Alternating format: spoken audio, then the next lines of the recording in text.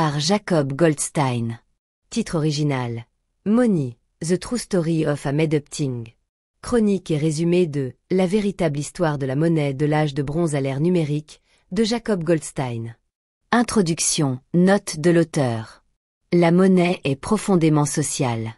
Dans une note introductive, Jacob Goldstein, l'auteur de « La véritable histoire de la monnaie », commence par raconter comment une discussion avec sa tante sur la nature de la monnaie a, un jour, éveillé sa curiosité de journaliste. « La monnaie est une fiction. Au début ça n'existait même pas, me dit-elle. C'est là que j'ai compris que la monnaie est beaucoup plus étrange et intéressante que je ne l'avais jamais imaginé. » En cherchant à comprendre la crise financière de 2008, l'auteur découvre le podcast Planet Money et décide de rejoindre leur équipe. Il y est alors amené à approfondir sa réflexion sur l'essence de la monnaie, une invention sociale qui a, dit-il, profondément évolué au fil de l'histoire. La monnaie semble appartenir au monde froid des mathématiques, à 1000 lieues de celui, plus confus, des relations humaines. Il n'en est rien. La monnaie est une invention, une fiction partagée. Elle est foncièrement, irrévocablement un fait social. Comme la fiction, la monnaie a profondément changé au fil du temps, non sans heurts. Avec le recul, on observe de longues périodes de relative stabilité, puis, soudain, la monnaie rentre en crise quelque part dans le monde. Un génie sort de la bouteille avec une idée nouvelle, ou bien le monde connaît un bouleversement qui requiert une nouvelle sorte de monnaie, ou encore un effondrement de la finance provoque la version monétaire d'une crise existentielle.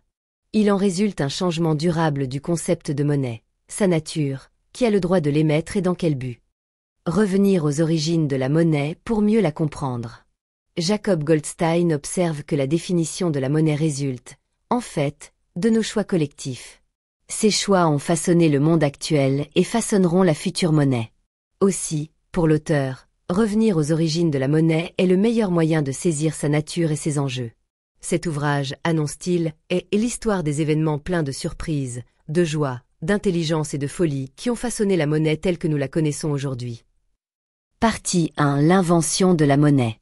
Dans la première partie de « La véritable histoire de la monnaie », Jacob Goldstein nous montre que l'origine de la monnaie est, contrairement aux idées reçues, plus complexe et fascinante qu'un simple passage du troc à un moyen d'échange pratique.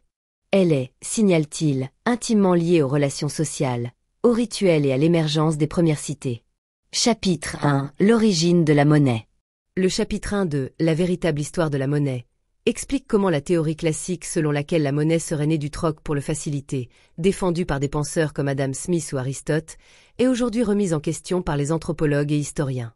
Jacob Goldstein nous fait observer que, dans les sociétés prémonétaires largement autosuffisantes, les échanges prenaient, en réalité, souvent la forme de dons ritualisés. Ces dons visaient à gagner en prestige. Pour l'auteur, la monnaie trouve donc son origine autant dans ses pratiques que dans le troc. 1.1 Dette de mouton. Il y a plus de 5000 ans, les premières cités émergent en Mésopotamie. Un système de jetons d'argile scellés dans des boules creuses s'y développe pour matérialiser les dettes de moutons. Les symboles gravés sur ces boules donnent alors naissance à l'écriture. Les premiers témoignages sont des reconnaissances de dettes. Garder trace de qui devait quoi à qui devenait plus compliqué. Des serviteurs des temples, qui faisaient aussi office d'hôtel de ville, ont eu l'idée d'améliorer le système d'empreinte de jetons. Munis de stylets en roseau pour marquer des tablettes d'argile, ils se sont mis à utiliser des symboles pour figurer les chiffres. Les premiers écrivains n'étaient pas des poètes, mais des comptables. Longtemps, il n'y a pas eu d'autres écritures.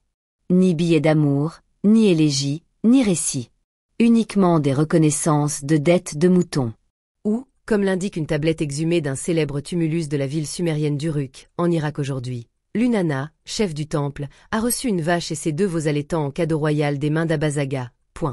L'argent métal commence ensuite à être utilisé comme monnaie, bien que de nombreuses civilisations, comme les Incas, fonctionnaient sans, et ce, grâce à une économie planifiée et redistributive. 1.2 La monnaie change tout. Vers 1100 avenue Jésus-Christ, la civilisation mycénienne de la Grèce antique s'effondre. De nouvelles cités-États appelées « polis » se développent alors sur un modèle plus horizontal. Les citoyens, les polites, tiennent à être associés à la répartition des richesses. Qui donne quoi à qui? Il leur faut une organisation de la vie publique et des échanges affranchis du pouvoir vertical d'un souverain autoritaire et de l'horizontalité des réseaux familiaux. Il leur faut de la monnaie. Vers 6 avenue Jésus-Christ, Le royaume de Lydie invente alors les premières pièces de monnaie en électrum. Ces dernières sont rapidement adoptées par les cités grecques. Des bouts de métal standardisés, c'est exactement ce dont les cités-États avaient besoin pour bâtir leur nouvelle société, trop grande pour être gérée selon les règles de la réciprocité familiale, mais trop égalitaire pour l'être selon le régime du tribut. Bientôt, des centaines d'ateliers monétaires apparaissent partout en Grèce, frappant des pièces d'argent. En quelques décennies, les quasi-monnaies que les Grecs utilisaient jusque-là pour mesurer la valeur et échanger des biens, rôtissoirs en fer ou lingots d'argent, ne sont plus considérées comme telles. La monnaie, ce sont les pièces, et les pièces sont la monnaie. Point. Cela transforme profondément la société. L'agora, égale une place publique, lieu de rassemblement et de discours des citoyens, devient un marché. Et la population bascule dans la nouvelle économie salariale, écrit l'auteur. Le salariat remplace les engagements à long terme. La monnaie offre plus de liberté mais aussi une plus grande précarité aux individus. Malgré les critiques d'Aristote, les pièces se répandent dans le monde entier. Chapitre 2, où l'on invente le papier-monnaie, déclenche une révolution économique et glisse tout sous le tapis. 2.1 L'invention du papier-monnaie. Le deuxième chapitre de « La véritable histoire de la monnaie » nous ramène au XIIIe siècle. En effet, il commence par raconter comment, en 1271, Marco Polo vit, en Chine, une expérience monétaire inédite, le papier-monnaie. L'auteur revient ici sur cette invention. Les Chinois, indique-t-il, ont inventé les pièces en bronze à la même époque que les Lydiens. Mais la rareté du bronze dans certaines régions et le poids des pièces posaient problème. La plupart des pièces sont alors frappées en bronze, mais le bronze étant rare au Sichuan, on utilise du fer. Dans un monde où la valeur des pièces est essentiellement fondée sur le métal qui les constitue, le fer est une calamité. Pour acheter une livre de sel, il faut 1,5 livre de pièces en fer. Comme s'il fallait aujourd'hui payer ses courses exclusivement en pièces d'1 centime. Vers 995, un marchand de Chengdu, la capitale du Sichuan, trouve une solution. Il émet des reçus en papier échangeables contre des pièces en fer. L'imprimerie a fait son apparition 2 siècles plus tôt en Chine. Rapidement, les gens s'emparent de ce système de reçus comme monnaie. Ainsi, malgré les contrefaçons, le papier-monnaie connaît un vif succès. 2.2 Une monnaie sans garantie. Quand, au XIIIe siècle, les Mongols envahissent la Chine, ces derniers adoptent immédiatement le papier-monnaie. C'est une monnaie idéale pour leur vaste empire commercial et leur mode de vie nomade, souligne l'auteur. Dès qu'il devient empereur, Kubilai Khan crée un nouveau type de papier-monnaie utilisable dans tout l'empire et interdit, sous peine de mort, les pièces de bronze. Mais après 2 invasions ratées du Japon, le Grand Khan émet un nouveau type de billet que plus personne ne veut échanger contre du métal précieux. Les billets affichent toujours des images de pièces en bronze, mais ce ne sont plus que des images. Les autorités refusent de les échanger contre de l'argent ou du bronze. Les gens ne peuvent plus troquer leurs bons du trésor pour un trésor. On peut imaginer la panique que cela provoque. L'inflation décolle. Les prix grimpent à mesure que la monnaie perd de sa valeur. Malgré l'inflation initiale, l'économie se stabilise. Les Chinois ont compris que le papier pouvait être une monnaie fiable, même sans garantie matérielle. Cette expérience d'il y a 1000 ans rappelle quelque part notre époque où l'on voit la richesse augmenter. En raison des mutations technologiques, la plupart des gens sont plus riches que leurs ancêtres. L'auteur considère ainsi que la Chine a connu sa propre révolution économique et technologique 800 ans avant l'Europe, mais elle a ensuite stagné, indique-t-il. Une hypothèse est que les empereurs Ming, hostiles au commerce et à la monnaie, ont voulu revenir à une économie agricole autosuffisante basée sur le tribut en nature. Le papier-monnaie y a alors disparu. Cet âge d'or chinois, aussi long que notre expérience actuelle du papier-monnaie, montre que le progrès économique et technologique n'est jamais garanti. Les civilisations peuvent aussi s'appauvrir et la monnaie elle-même peut disparaître. Partie 2 L'assassin, le dauphin et l'invention du capitalisme. Dans la deuxième partie de son livre « La véritable histoire de la monnaie », Jacob Goldstein nous plonge dans l'effervescence de l'Europe du XVIIe siècle. Durant ce siècle, le hasard transforme des orfèvres en banquiers, et vont naître la bourse et l'entreprise moderne. Au cœur de cette période charnière, Jacob Goldstein nous présente notamment John Law. Ce personnage fascinant et controversé incarne à lui seul les bouleversements de cette époque fondatrice du capitalisme. Chapitre 3 où les orfèvres réinventent la banque par hasard, et sèment la panique en Grande-Bretagne. 3.1 La crise monétaire anglaise du XVIIe siècle et l'invention de la banque moderne. L'auteur commence le chapitre 3 de « La véritable histoire de la monnaie » en nous décrivant l'état lamentable de la monnaie en Angleterre au XVIIe siècle. Les pièces rognées contiennent moins de métal précieux que prévu. Elles suscitent alors méfiance et disputes. Les bonnes pièces, quant à elles, connaissent une fuite vers l'étranger, aggravant la pénurie de numéraires. C'est alors que les orfèvres, en stockant l'or et l'argent de clients fortunés contre des reçus, résolvent involontairement le problème. En effet, l'auteur explique ce tournant crucial. Lorsque les orfèvres se mettent à prêter en échange de simples promesses de remboursement, ils créent de la monnaie ex nihilo, comme le font les banques modernes avec le système de réserve fractionnaire.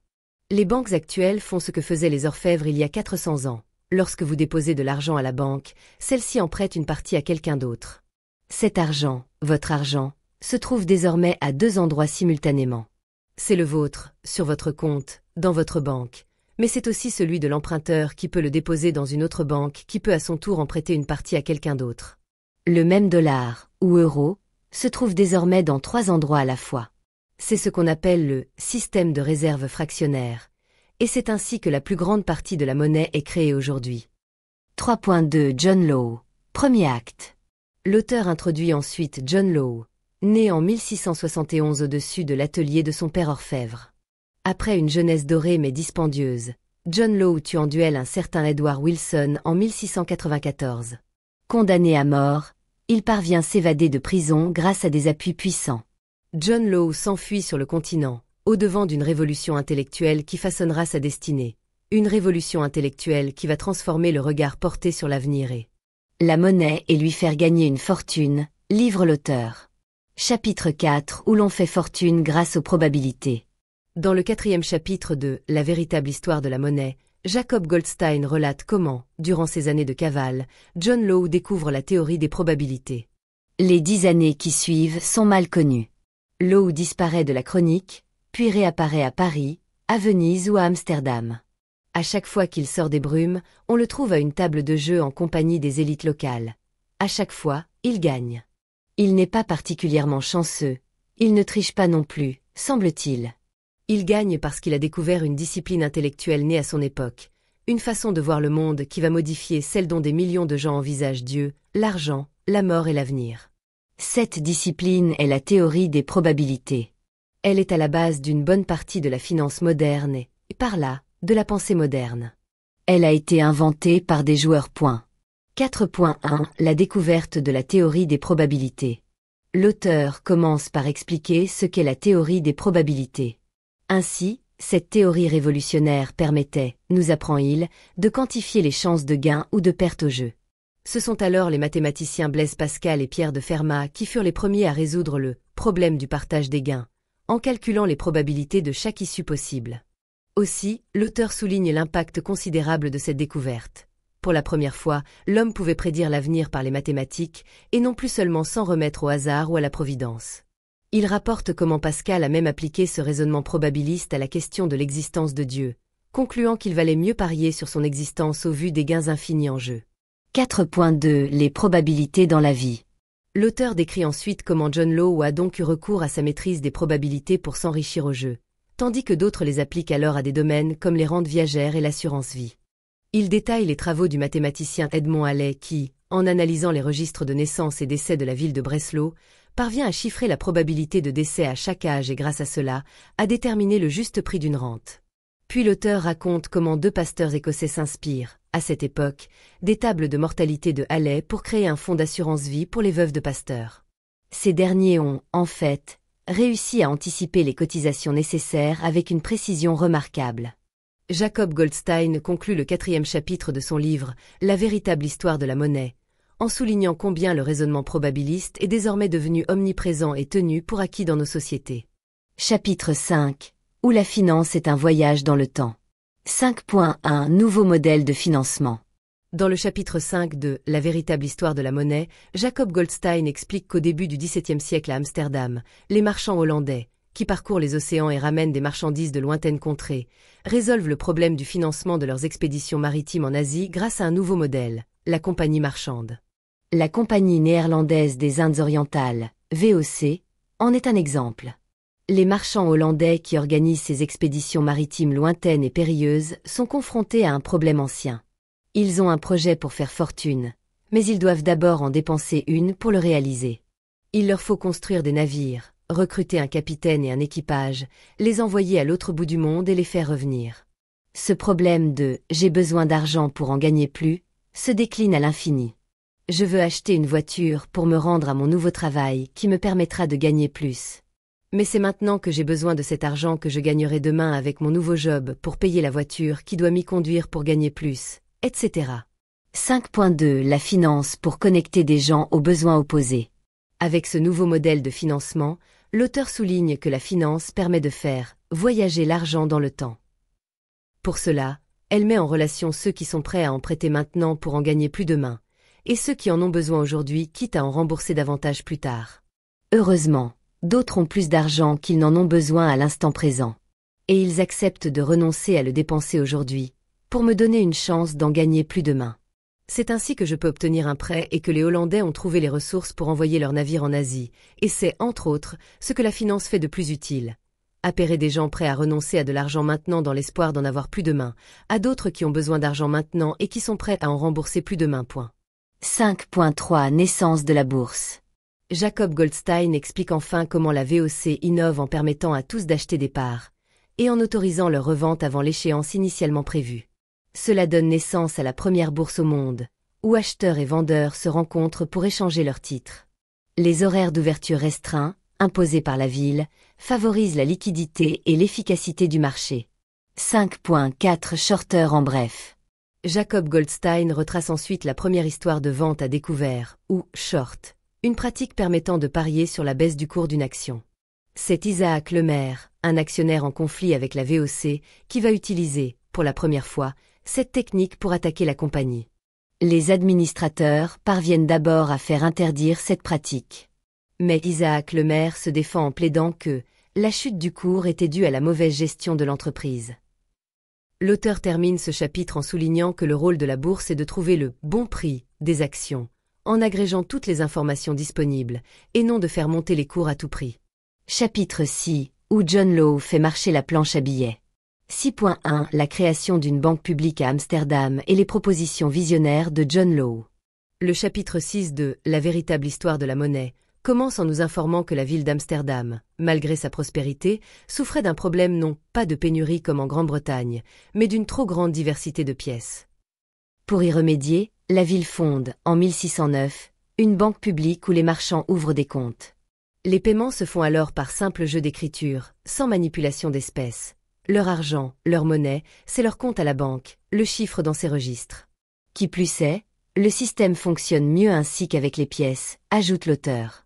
De retour en Écosse, John Law tente de convaincre le Parlement de créer une banque publique émettant du papier-monnaie gagé sur des terres.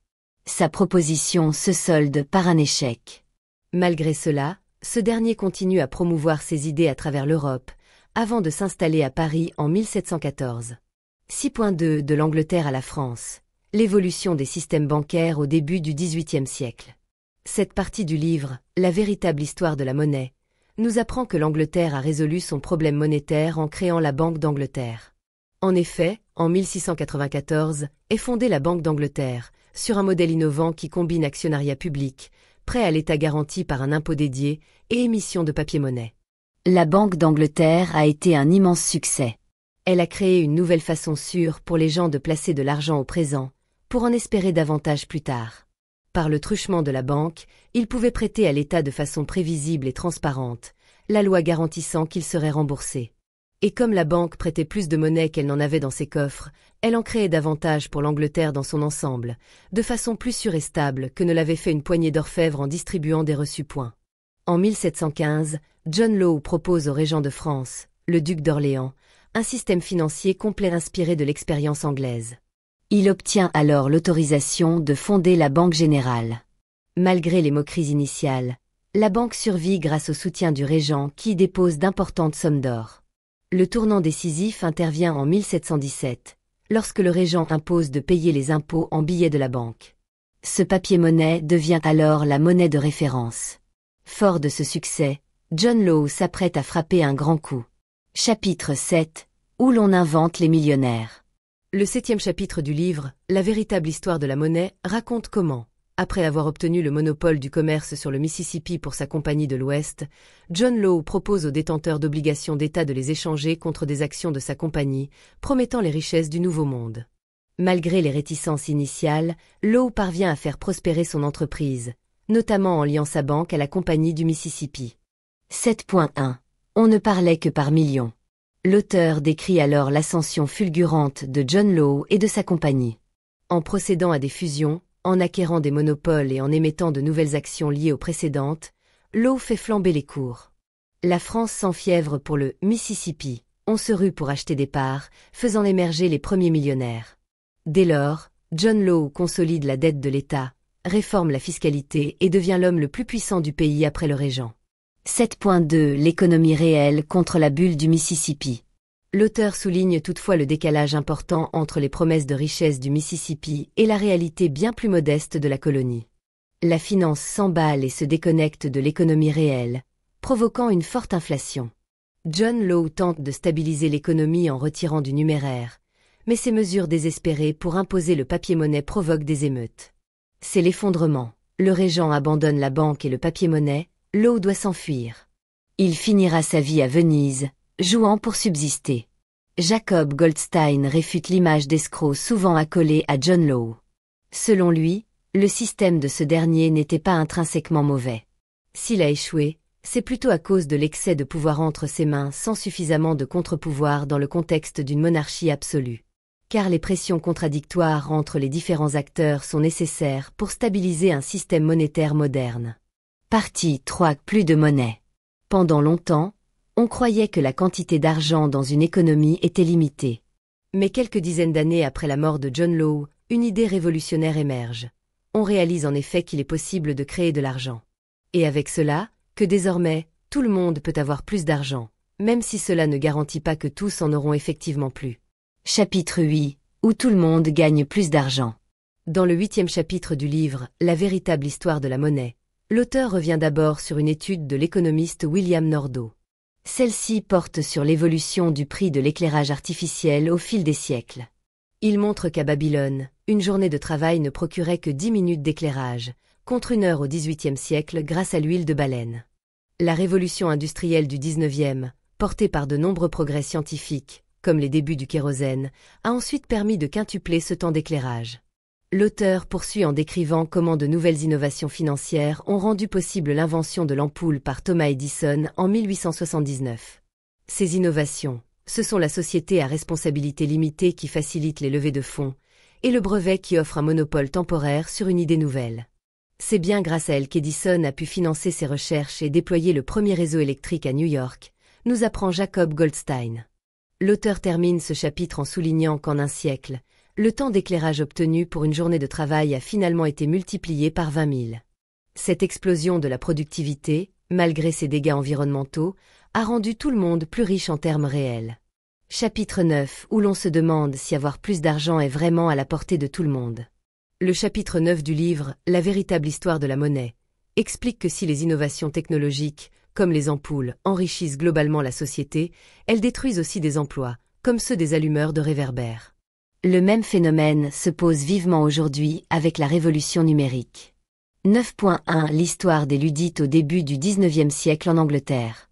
L'auteur relate ici l'histoire des Luddites, ces ouvriers du textile anglais, bien rémunérés jusque-là, qui ont vu, au début du XIXe siècle, leur métier menacé par l'introduction de machines.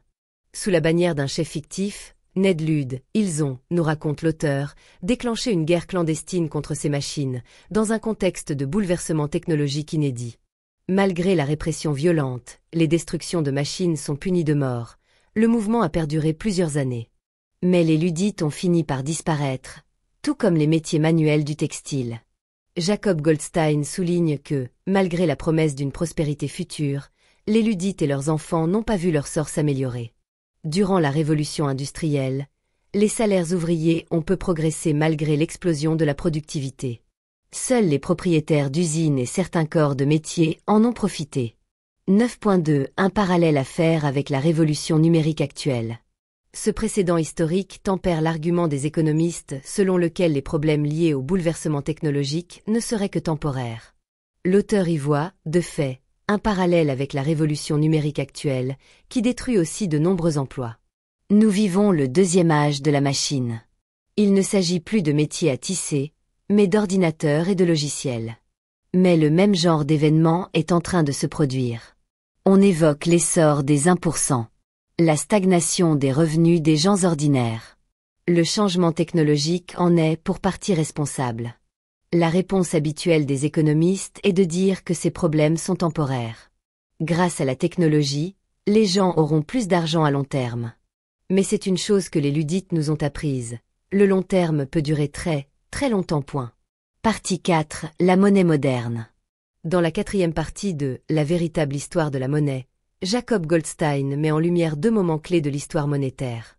Et le 19e siècle, avec l'essor de la productivité, la disparition des ludites et l'avènement de l'étalon or. Et l'époque moderne, avec l'échec de l'étalon or, qui a failli détruire l'économie mondiale et la naissance de notre système monétaire actuel, où les États émettent la monnaie sans contrepartie. Jacob Goldstein montre ainsi le contraste entre ces 2 périodes et leur système monétaire, en décrivant comment l'un a, en fait, succédé à l'autre suite à une crise majeure. Chapitre 10. Où l'étalon or séduit le monde. Le 10e chapitre du livre, La véritable histoire de la monnaie, décrit l'attrait de l'étalon or au XIXe siècle. Une monnaie naturelle, objective, éternelle, libérée des aléas humains et étatiques. 10.1 Les débuts du libre-échange. L'auteur y rappelle la pensée de David Hume qui, dès le XVIIIe, réfutait l'idée mercantiliste selon laquelle un pays s'enrichit en accumulant l'or. Pour Hume, les prix et les flux commerciaux s'équilibrent naturellement, comme l'eau d'un océan. Ces idées, reprises par Adam Smith, ont favorisé l'essor du libre-échange. 10.2 L'adoption de l'étalon or par les grandes économies mondiales. Jacob Goldstein relate aussi comment, en 1816, la Grande-Bretagne adopte l'étalon or pour la livre sterling. Rapidement, les grandes économies l'imitent, facilitant le commerce international et la première grande vague de mondialisation. L'étalon or apparaît alors comme une évidence. Cependant, dans la seconde moitié du XIXe siècle, l'économie mondiale progresse plus vite que les réserves d'or, provoquant une baisse des prix. Cette déflation, cruelle pour les débiteurs, déclenche un conflit sur la nature de la monnaie. 10.3 Le procès de l'or. Aux États-Unis, les agriculteurs endettés réclament un retour au bimétallisme or-argent pour augmenter la masse monétaire et les prix. William Jennings Bryan porte leur voix lors d'un célèbre discours dénonçant la « crucifixion » des travailleurs sur une « croix d'or ». Mais le candidat républicain William McKinley, défenseur de l'étalon or et du « dollar honnête », l'emporte. En 1900, le Gold Standard Act officialise l'étalon or. 10.4 L'illusion monétaire. L'auteur présente ensuite les travaux d'Irving Fisher, économiste de Yale. D'abord partisan de l'étalon or, Irving Fisher réalise que, contrairement à sa théorie, les taux d'intérêt ne s'ajustent pas parfaitement à l'inflation ou la déflation. Il met en lumière l'illusion monétaire, qui fait croire que le dollar est stable alors que son pouvoir d'achat fluctue, au détriment de l'économie. Fisher propose de redéfinir le dollar non plus comme un poids fixe d'or, mais comme un panier de biens, afin de stabiliser son pouvoir d'achat. Malgré l'intense promotion de cette idée visionnaire, Irving Fisher reste inaudible à l'époque. Ironie du sort, cet économiste avant-gardiste sur la monnaie reste surtout connu pour avoir annoncé, juste avant le krach de 1929, que la bourse avait atteint un « plateau permanent ». Pourtant, sur l'étalon or et l'instabilité monétaire, Fisher avait vu juste. Chapitre 11. Où ceci n'est pas une « banque centrale ». Le chapitre 11 du livre, La véritable histoire de la monnaie, retrace l'histoire tourmentée de la création d'une banque centrale aux États-Unis. Jacob Fisher explique d'abord qu'en 1929, au moment du krach boursier, la Réserve fédérale, Fed, a moins de 20 ans et que le pays a passé un siècle à débattre de la pertinence d'avoir ou non une telle institution. Ce débat, précise l'auteur, reflète la question fondamentale du rôle de l'État et du marché dans la création monétaire. 11.1 Le président qui détestait les banques. L'auteur relate ensuite l'opposition, dans les années 1830, entre Nicholas Biddle, puissant banquier président de la seconde banque des États-Unis, et le président américain Andrew Jackson. Difficile de surestimer le pouvoir de ce personnage à l'époque. Imaginons aujourd'hui un président de la Réserve fédérale qui serait également PDG de JP Morgan Chase, la première banque privée américaine, et que JP Morgan soit plus grosse qu'Apple, Google et ExxonMobil réunis, les 3 premières capitalisations boursières des États-Unis. Présider la seconde banque des États-Unis ressemblait un peu à ça. C'était le deuxième poste le plus puissant du pays. Heureusement pour l'Amérique, Biddle était un excellent professionnel. Ainsi, Nicholas Biddle avait fait de sa banque une sorte de banque centrale avant l'heure, régulant les banques locales et les flux monétaires. Mais Jackson, méfiant envers ce pouvoir, met son veto au renouvellement des statuts de la banque. C'est ainsi que les États-Unis resteront sans banque centrale pendant plus de 70 ans. 11.2 Le pays aux 8370 monnaies. Dans les années 1840 à 1850, de nombreux États adoptent des lois de « banque libre », permettant à quiconque de créer une banque et d'imprimer sa propre monnaie, sous réserve de déposer des obligations auprès du régulateur. Il en résulte une prolifération de billets, jusqu'à 8370 monnaies différentes, source de confusion mais aussi de crédits abondants pour le développement de l'Ouest. Pendant la guerre de sécession, l'État fédéral crée un système de banque nationale émettant un papier-monnaie adossé aux obligations fédérales. Une taxe élimine progressivement les monnaies locales, contribuant à l'émergence d'une identité nationale. 11.3 Panique bancaire. Deux phénomènes sont ensuite apparus, explique l'auteur de « La véritable histoire de la monnaie ». Adossé la monnaie aux emprunts d'État l'a, en fait, rendu insuffisamment élastique et a provoqué des pénuries saisonnières. Environ tous les 10 ans, on a assisté à des paniques bancaires qui ont déclenché des ruées au guichet et des effondrements économiques. Aussi, en Europe, on prenait conscience qu'une banque centrale pouvait réduire ses crises en prêtant sans limite aux banques solvables. Mais les Américains, quant à eux, restaient méfiants. Ils y voyaient un danger pour la démocratie. Si la panique de 1907, stoppée in extremis par J.P. Morgan, fit réfléchir certains, comme le sénateur Aldrich, la méfiance restait forte. 11.4 Quand un sénateur et une bande de banquiers filent en douce sur une île privée pour créer une banque centrale. L'auteur relate ici comment, en 1910, le sénateur Aldrich réunit secrètement les 3 banquiers les plus influents d'Amérique et un économiste d'Harvard au service du ministre des Finances sur Jekyll Island pour concevoir une banque centrale sans en avoir l'air. Un réseau de banques de réserve, contrôlé par des intérêts privés. Mais le Congrès, méfiant, modifie leur projet. Les banques de réserve fédérales seront supervisées par un conseil des gouverneurs nommé par le président. Malgré ses limites, cette curieuse construction hybride fournit pendant 20 ans une monnaie pratique et stable, indique Jacob Goldstein. C'est après le krach de 1929 que la Fed contribuera à transformer un retournement conjoncturel en la pire crise du XXe siècle. Chapitre 12 Où la monnaie meurt et ressuscite. Dans le chapitre 12 du livre « La véritable histoire de la monnaie », Jacob Goldstein relate la pire panique bancaire de l'histoire des États-Unis en 1933.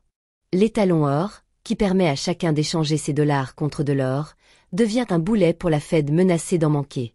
Partout, les États ferment les banques pour stopper la ruée. C'est dans ce contexte apocalyptique que Franklin D. Roosevelt prête serment comme président. 12.1 Comment le manque de monnaie a provoqué la dépression des années 30. L'auteur explique qu'en l'absence de garantie des dépôts, la moindre inquiétude pouvait déclencher une ruée au guichet fatal même aux banques saines. La Fed, créée pour prévenir ces paniques, a d'abord bien réagi au krach de 1929 en prêtant massivement aux banques. Mais en 1931, lorsque la Grande-Bretagne décroche de l'étalon or, la Fed, craignant de perdre son or, augmente ses taux. Cette décision catastrophique étrangle un pays déjà à genoux. Milton Friedman et Anna Schwartz démontreront que la Fed, en appliquant strictement les règles de l'étalon or, a transformé une récession en dépression. 12.2 La fin de la civilisation occidentale. Jacob Goldstein présente ensuite Irving Fisher et George Warren, 2 économistes marginaux convaincus que seule une reflation des prix peut sortir le pays de la dépression, quitte à rompre avec l'étalon or. Warren rencontre Roosevelt juste après son investiture.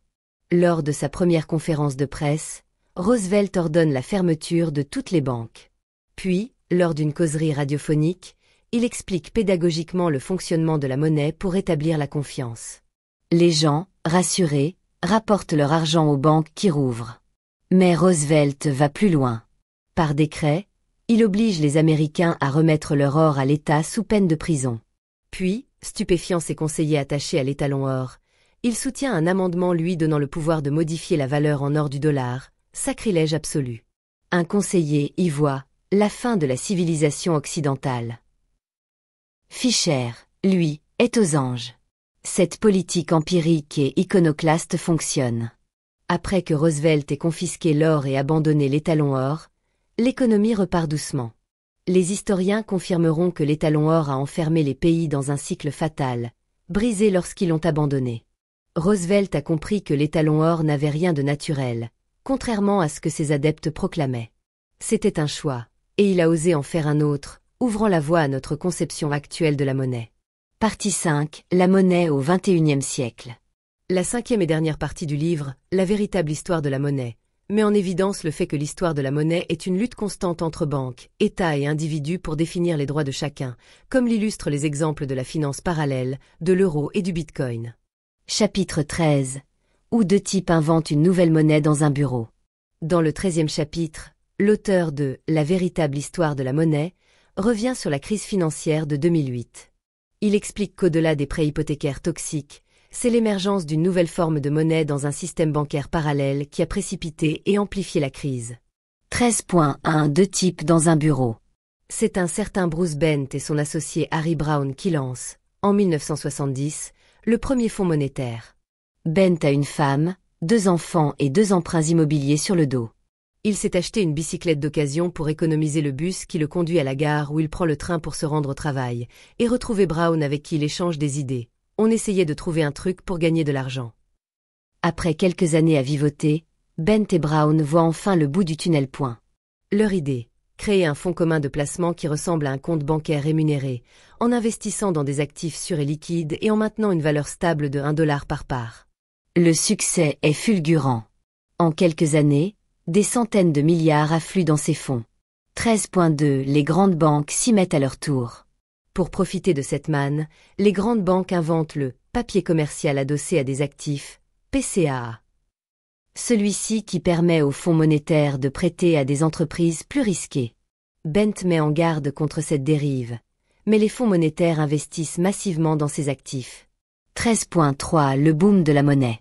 Dopés par cet afflux massif de liquidités cherchant des placements sur à court terme, les fonds monétaires prêtent des sommes colossales aux banques d'investissement qui financent notamment les prêts hypothécaires. C'est cette nouvelle monnaie créée par le système bancaire parallèle qui alimente la bulle financière des années 2000. Lorsqu'en 2006 à 2007 les prix immobiliers fléchissent et que les fonds monétaires réclament leur argent, le château de cartes s'effondre. Paul M. Séculet, économiste chez PIMCO, y voit une ruée sur les guichets d'un système bancaire parallèle ou shadow banking. 13.4 La finance parallèle. Ce système bancaire de l'ombre reproduit le mécanisme fondamental des banques, emprunter à court terme pour prêter à long terme, sans les garde-fous, garantie des dépôts, accès à la banque centrale. En 2007, il brasse plus d'argent que les banques traditionnelles. Sa monnaie est considérée comme de la trésorerie. Lorsque la panique gagne Bear Stearns puis Lehman Brothers, la Fed doit intervenir en prêteur de dernier ressort. Même le Reserve Fund de Bent est touché. Il crève le plancher du dollar et doit suspendre les retraits. 13.5 Bruce Bent crève le plancher. Face à la panique, les autorités doivent admettre que la monnaie parallèle est devenue une vraie monnaie. La Fed fournit des liquidités aux fonds monétaires et le président américain actuel, George Bush, annonce leur garantie publique. Les grandes banques d'investissement deviennent des banques commerciales pour accéder au soutien de la Fed. 13.6 La monnaie et la prochaine crise. Malgré les propositions de réguler les fonds monétaires comme des banques, le lobby du secteur a obtenu le statu quo. En 2020, une nouvelle panique sur les fonds a contraint l'État à intervenir de rechef. Jacob Goldstein termine le chapitre 14 de La véritable histoire de la monnaie en nous invitant à guetter l'émergence des futures quasi-monnaies. Lorsque tous voudront les vendre en même temps, elles déclencheront la prochaine crise. Chapitre 14 Où l'on crée l'euro. Et pourquoi le dollar fonctionne mieux. Dans le chapitre 14 du livre « La véritable histoire de la monnaie », Jacob Goldstein nous explique qu'après la chute du mur de Berlin en 1989, les voisins européens, craignant la résurgence d'une Allemagne expansionniste, poussent à la création d'une monnaie unique pour arrimer le pays à l'Europe. Malgré l'attachement des Allemands au Deutschmark, symbole de leur fierté nationale et de leur prospérité retrouvée, le chancelier Kohl accepte de l'abandonner en échange du soutien français à la réunification. 14.1 Une expérience folle et sans filet. Les négociations sont ardues, tant les visions monétaires françaises et allemandes divergent. Les Allemands, hantés par l'hyperinflation des années 1920, veulent une banque centrale indépendante focalisée sur la stabilité des prix. Les Français voient la monnaie comme un outil politique. Finalement, La nouvelle monnaie sera gérée par une banque centrale installée en Allemagne et dédiée à la lutte contre l'inflation. Mais il n'y aura pas d'État fédéral capable de redistribuer les richesses. Pöll, le patron de la Bundesbank, avait pourtant prévenu qu'une monnaie unique ne pourrait fonctionner sans une union politique globale. 14.2 L'euro est un miracle. Le lancement de l'euro en 2002 est un succès logistique et symbolique. Les taux d'intérêt des pays périphériques, Espagne, Italie, Grèce, convergent vers ceux du cœur, Allemagne, France, leur dette étant jugée aussi sûre. Certains rattrapent même leur retard économique. L'euro semble réaliser le rêve d'une Europe unie et prospère. 14.3 L'euro est un traquenard. Mais en 2009, quand la Grèce avoue avoir menti sur ses déficits, la panique gagne les marchés. Les taux des pays périphériques s'envolent, les piégeant dans un cercle vicieux. Pour rembourser, ils doivent couper dans les dépenses, ce qui aggrave le chômage et réduit les recettes, rendant la dette encore moins soutenable. Avant l'euro, la Banque centrale aurait pu créer de la monnaie pour faire baisser les taux et déprécier la devise, stimulant croissance et export. Mais les pays en crise n'ont plus cette option. Ils sont coincés. L'analyse dominante, relayée par la presse populaire allemande, blâme l'incurie des cigales du Sud, épargnant les fourmis vertueuses du Nord. Mais elle oublie qu'en accumulant des excédents commerciaux face à ses partenaires et en leur prêtant ensuite cet argent pour qu'ils continuent d'acheter ses produits, l'Allemagne a rendu leur dette possible et nécessaire. 14.4 C'est ma monnaie, j'en imprime autant que je veux. L'auteur de « La véritable histoire de la monnaie » compare ici la situation européenne à celle des États-Unis. Comme l'Europe, les USA sont constitués d'États hétérogènes. Certains subissant des crises immobilières et bancaires comme l'Espagne ou l'Irlande en Europe. Mais le budget fédéral et les stabilisateurs automatiques amortissent les chocs sans provoquer de polémique. Surtout, empruntant en dollars, monnaie sur laquelle ces créanciers comme la Chine n'ont aucune prise, les États-Unis gardent une totale souveraineté monétaire. En renonçant à ce pouvoir au profit d'une BCE réticente à jouer son rôle de prêteur en dernier ressort, les pays européens se sont mis à la merci des marchés. Il faudra attendre 2012 et la promesse de Mario Draghi, économiste italien et directeur de la BCE à l'époque, de faire tout ce qui est nécessaire, formule qui rendit Draghi grandement célèbre, pour sauver l'euro et éteindre la spéculation. Dans le cadre de son mandat, dit-il, la BCE fera tout ce qui est nécessaire pour préserver l'euro. Silence, et croyez-moi, ce sera suffisant. C'était dit. Presque aussitôt, les coûts d'emprunt de l'Espagne et de l'Italie commencent à baisser et continuent de baisser. Peu après, Draghi exécute sa promesse. La BCE annonce un nouveau programme qui l'autorise à racheter les obligations des États en cas de vente massive. En réalité, elle n'a pas eu à le faire. La seule promesse a suffi pour éteindre l'incendie. Les coûts de financement ont continué de baisser. La crise était passée point. Un sauvetage salvateur, mais au prix d'un abandon de souveraineté démocratique. Chapitre 15, où le rêve fou d'une monnaie digitale devient réalité. Jacob Goldstein débute le chapitre 15 de « La véritable histoire de la monnaie » en soulignant l'avantage unique de l'argent liquide, permettre des transactions anonymes et intraçables entre inconnus.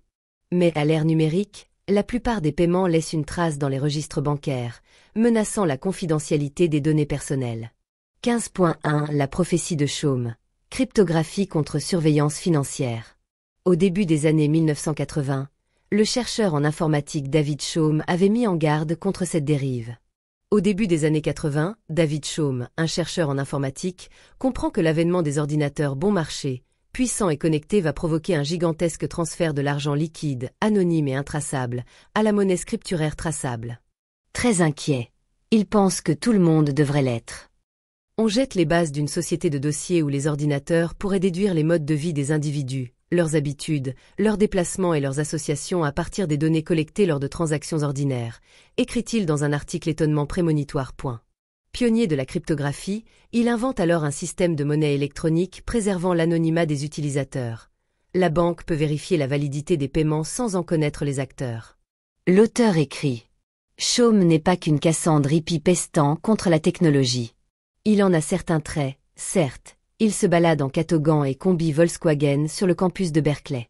Mais il est aussi titulaire d'un doctorat en sciences informatiques de cette même université et est un expert réputé en cryptographie, la science des codes secrets et sécurité informatique.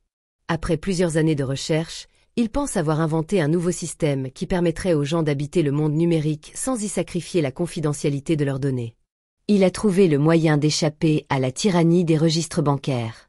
Chaume présente une façon inédite d'habiter l'univers digital, de communiquer, de s'identifier et surtout d'acheter. Il invente la monnaie numérique. 15.2 La monnaie digitale et les technolibertaires.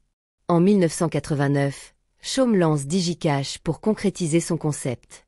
Malgré un certain engouement, son entreprise fait faillite en 1997. Les premiers acheteurs en ligne préfèrent la praticité des cartes bancaires à l'anonymat. Mais un groupe de programmeurs libertaires, les cypherpunks, s'empare des idées de Chaume pour créer une monnaie numérique sans État, terreau d'un paradis anarcho-capitaliste. Leur mentor Timothy May signe en 1988 un manifeste crypto-anarchiste qui appelle à utiliser la cryptographie pour saper le pouvoir étatique. Ingénieur et physicien, Timothy May prend sa retraite d'Intel en 1986. Il a 34 ans. Il passe ses journées à se balader en bord de mer et à lire de la science-fiction, de la philosophie et beaucoup de revues spécialisées.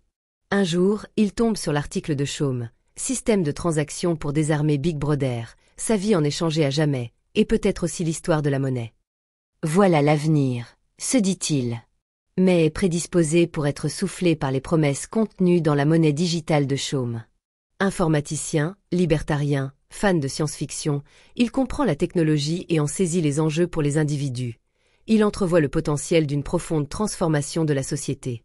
Sa vision est encore plus révolutionnaire que celle de Chaume. Il fait alors ce qu'on fait quand on vient de découvrir un truc qui va changer le monde, qu'on n'a pas de travail et qu'on vit seul avec un chat prénommé Nietzsche. Il rédige un manifeste. Le manifeste crypto-anarchique, loufoque, grandiloquent et un peu second degré, est un appel aux extrémistes affinitaires.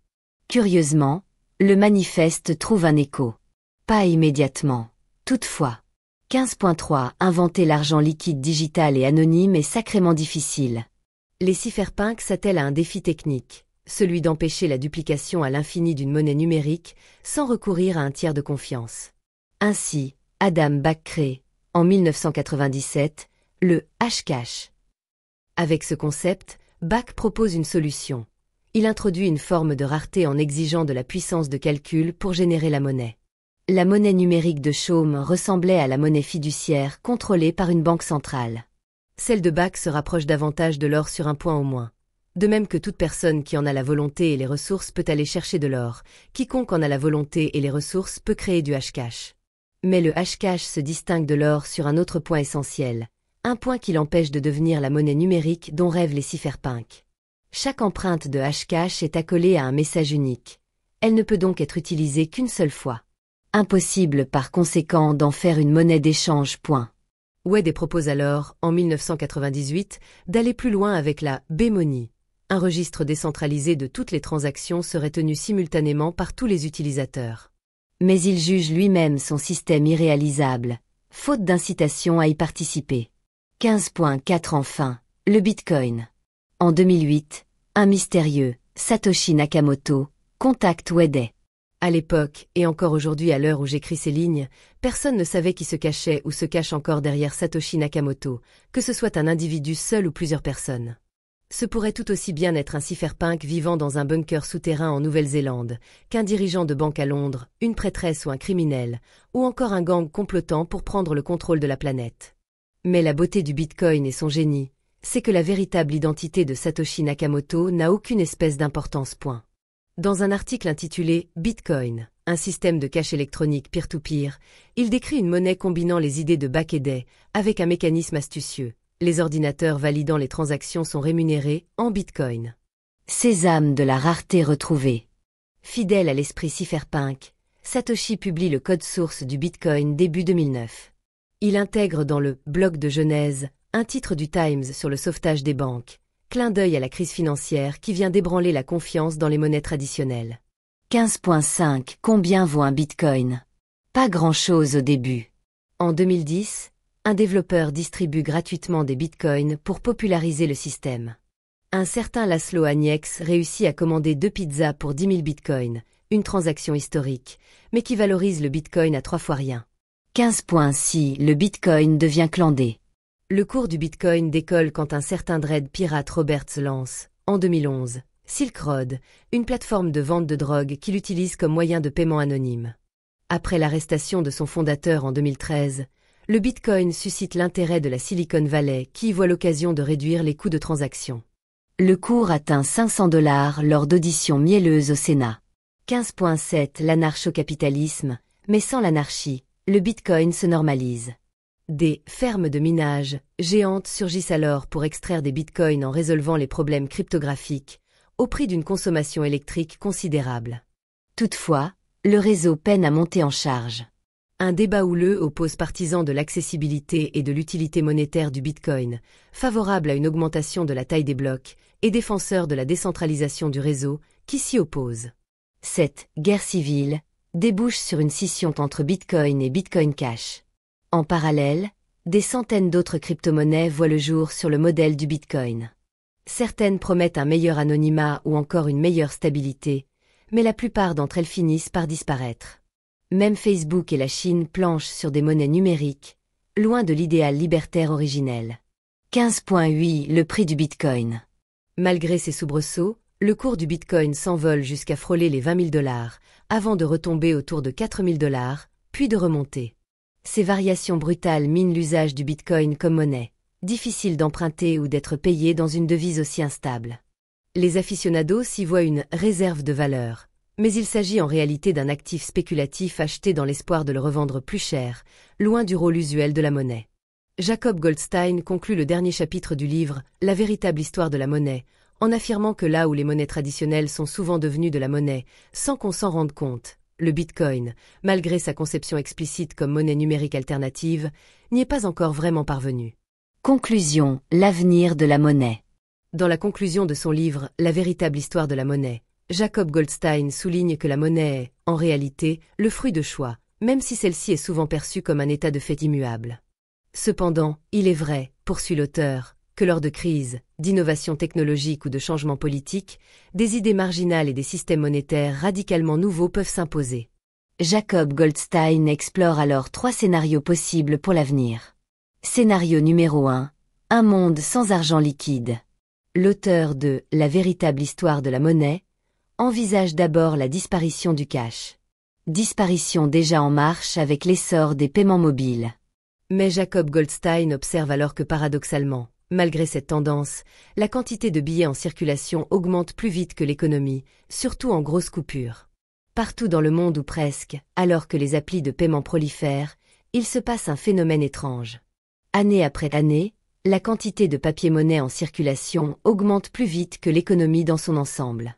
En 2020, on comptait plus de 5 000 $ en billets pour chaque Américain, enfants compris, sans les billets qui dorment dans les coffres des banques. Les chiffres sont identiques pour la zone euro et le Japon. Où est cet argent? Qu'en font les gens? Personne ne le sait. Ce ne sont que des bouts de papier qui se promènent dans le monde. Il y a certainement des gens qui utilisent des billets de 100 $ pour des raisons parfaitement louables et légales. D'autres, dans les pays en voie de développement, conservent leur épargne en dollars ou en euros pour la protéger de monnaies peu fiables et de banques fragiles.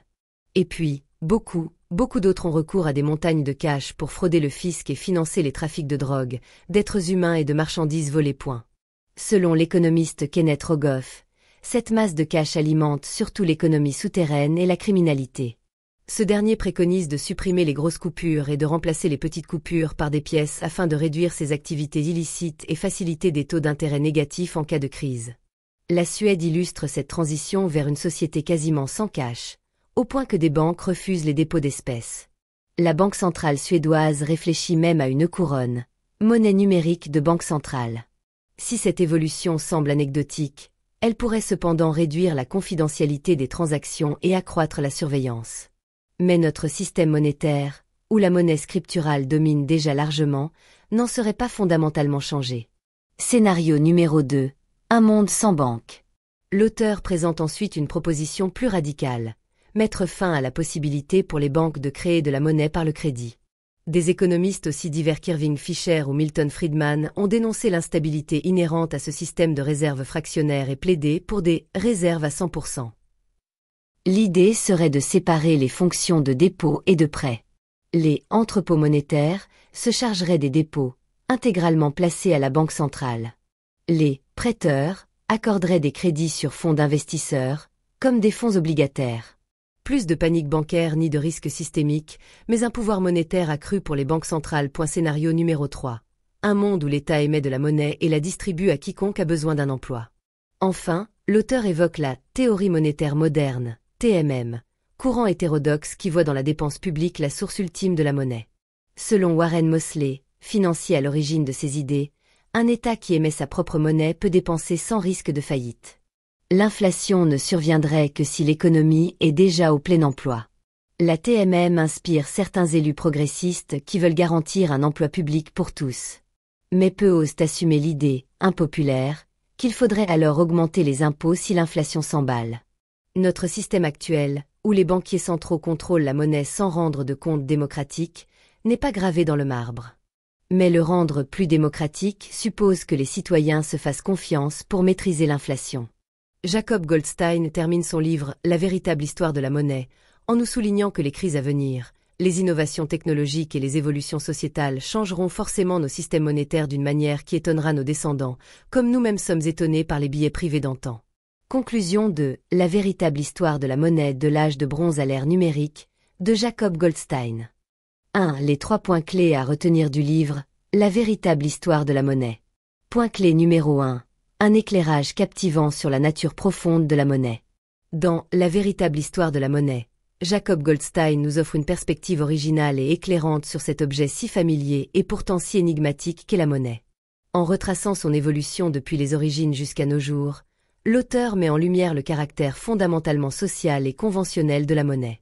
Loin d'être un simple intermédiaire des échanges apparus naturellement pour faciliter le troc, la monnaie est le fruit d'un long processus historique fait de tâtonnements, d'innovation et de rapports de force.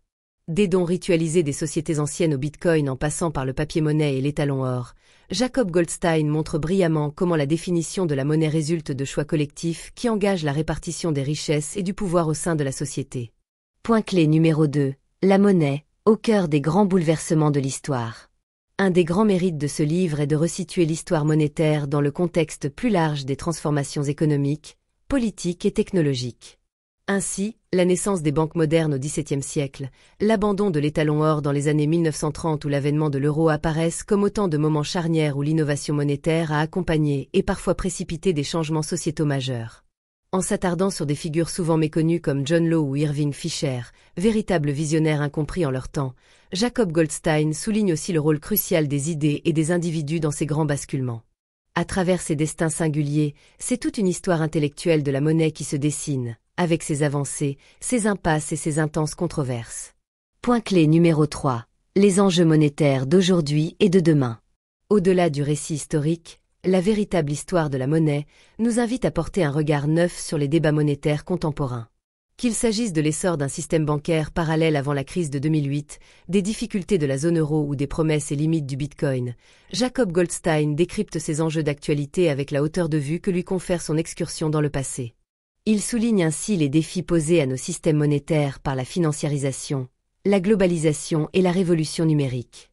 Mais il rappelle aussi, à travers 3 scénarios prospectifs, que l'avenir de la monnaie n'est pas écrit. Comme par le passé, il dépendra de nos choix collectifs, de notre capacité à imaginer des alternatives et de notre volonté de les mettre en œuvre. 2. Qu'est-ce que cette lecture va vous apporter ? En refermant « La véritable histoire de la monnaie », vous aurez désormais une vision plus claire et plus critique de la monnaie, cet instrument central de nos vies que l'on interroge trop rarement. Vous comprendrez mieux les ressorts historiques et anthropologiques de la monnaie, son rôle dans les grandes transformations du passé et du présent, et les enjeux des débats monétaires actuels. Au-delà de la monnaie elle-même, c'est alors un formidable outil pour penser l'interaction entre l'économique, le politique et le social que ce livre vous aura transmis. 3. Pourquoi lire « La véritable histoire de la monnaie » ? Je recommande la lecture de « La véritable histoire de la monnaie » de Jacob Goldstein à tous ceux qui s'intéressent à l'économie, à l'histoire et plus largement au fonctionnement de nos sociétés. Par son érudition et son sens de la narration, l'auteur réussit le tour de force de nous passionner pour un sujet a priori aride. C'est un livre éclairant et très intéressant qui, en replaçant la monnaie dans le temps long de l'histoire, en révèle la profondeur insoupçonnée.